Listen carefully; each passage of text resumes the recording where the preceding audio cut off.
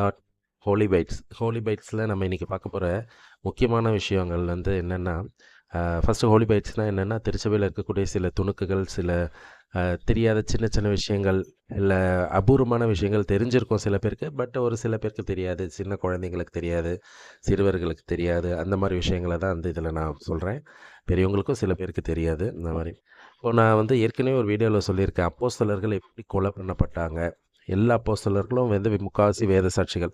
ஒரே ஒரு அப்போஸ்தலரை தவிர மற்றவங்க எல்லாருமே, அதாவது அப்போஸ்தலர்களில் 2 பேருன்னு சொல்லலாம். அதாவது கடைசியாக அந்த யூதாஸ் இஸ்காரியோட் வந்து இயேசுவை காட்டி கொடுத்து அவன் வந்து வெளியே போயிட்டார் இல்லையா? அப்போ 11 அப்போஸ்தலர்கள் இருந்தாங்க.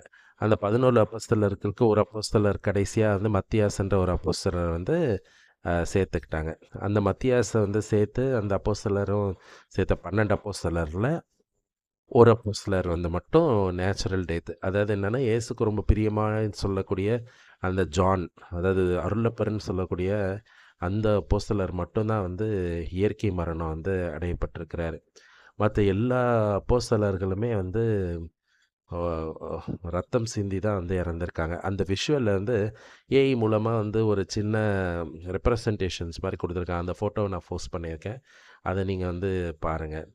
அதில் பார்த்தீங்கன்னா, இப்போ பீட்டரை வந்து தலைகீழ சிலுவையில் வந்து அறையப்பட்டிருக்காங்க. ஏன்னா, இயேசு இறந்த மாதிரி நான் இறக்க விருப்பப்படலைன்னு அவர் சொல்கிறார். ஏன்னா, இயேசுக்கு அவர் வந்து மரியாதை செலுத்தணுன்றதுனால தலைகீழ ஒரு சிலுவையில் அறையிறாங்க. அந்திரேயான்னு சொல்லக்கூடியவர் ஆண்ட்ரூ, அவரை வந்து எக்ஸ் ஷேப்பில் இருக்க சிலுவையில் அறையிறாங்க. நான் சொன்ன மாதிரி ஜான் வந்து இயற்கையாக சாகிறாரு. ஜேம்ஸ் அப்படின்னு சொல்லக்கூடிய யாகப்பர் வந்து அவரும் சிலுவையில் வித்தியாசமாக அறையப்படுறாரு. அதே மாதிரி ஃபிலிப்ஸ் அப்படின்னு சொல்கிறக்கூடிய யாகப்பர், அவர் வந்து வித்தியாசமாக கொலை செய்யப்படுறாரு. பர்த்தலோமியோ வந்து தோலை உரிக்கப்பட்டு சாகிறாரு. அதேமாதிரி தாமஸ் வந்து அவர் பெரிய ஈட்டியால் குத்தப்பட்டு சாகிறாரு. மத்தேயு வந்து அவரும் வந்து கொடூரமான முறையில் கொல்லப்படுறாரு. அதே மாதிரி இன்னொரு ஜேம்ஸ், அல்ஃபேயஸ் மகன் ஜேம்ஸ், அவர் வந்து கல்லால் எறியப்பட்டு சாகிறாரு.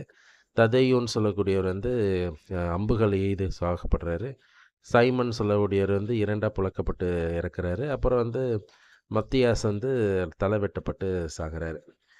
ஸோ ஆண்டவருக்காக இந்த அப்போஸ்தலர்கள் எல்லாரும் தைரியமாக முன் வந்து, யாருமே பயப்படல சாவுக்கு. அவ்வளோ தைரியமாக வாழறாங்க பாருங்களேன். எப்படி தியாகம் பண்ணியிருக்காங்க.